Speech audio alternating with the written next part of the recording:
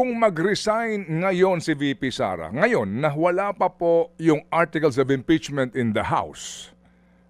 So ngayon, wala nang i-impeach kasi nag-resign na yung impeachable official. Ano po naman ang magiging epekto nun? Kasi nga, hindi ka nahantong sa trial, so wala na itong mga pinag-uusapan natin. Ano po ang inyong basa doon? Magandang tanong po yan at ang Korte Suprema lang ang makakapag-decide yan. Kasi sasabihin ko kung ako pong abogado ni Vice President Sara, hindi na po pwede siyang litisin sa impeachment court dahil lang po hindi na siya impeachable official kung hindi pa nag-umpisa ang trial. So sasabihin ko, wala na kayong jurisdiction. Ang may jurisdiction yan, ombudsman. So yan po magiging argumento kung ako pong abogado ni Vice President Sara. Okay, so dalawa po itong aspeto, dalawa pong pagkakataon. Mag-resign even before the votation on the articles of impeachment and the committee report, or resign right after po na right after the votation or before the transmittal in the Senate, or even pag-transmit sa Senado, hindi pa na-convene yung impeachment court, mag-resign na ako. Paano ho kaya naman yun? Yan na nga sinasabi ko. Ted, opo. Ted.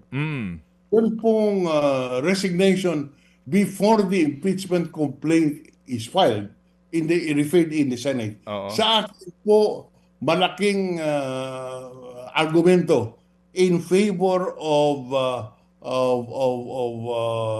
the impeachment court na in favor of Sara na hindi na siya pwedeng iharap sa isang impeachment trial dahil po nag-resign na siya bago magkaroon ng referral sa Senado. Ngayon, pag na-refer na sa Senado at mayroon ng jurisdiction ng Senado, may laban na sabihin kahit nag-resign ka, nag-acquire na kami ng jurisdiction, pwedeng ituloy ang kaso for purposes of perpetual disqualification. Ibig sabihin, may prinsipyo kami mga abogado, once jurisdiction is acquired, you cannot lose, the jurisdiction is not lost.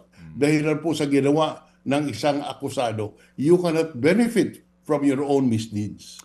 Alright, so ibig sabihin po, Senator Frank, kung ang magiging desisyon man lamang din po ng Vice Presidente is to resign, she might as well resign before the transmittal in the Senate. Tama po yan. Mas marami siyang argumento in her favor. Mga kapatid, patuloy po kayong tumutok sa 105.9 True FM para sa totoong balita, impormasyon, music, and entertainment. Mag-subscribe sa aming YouTube channel at podcast at sundan nyo kami sa Facebook, Instagram, X at TikTok sa True Network PH. Bisitahin din po ang aming official website, truefm.ph. At panoorin din kami sa True TV Signal, Channel 19. Kami po ang 105.9 True FM. Laging true sa'yo, kapatid.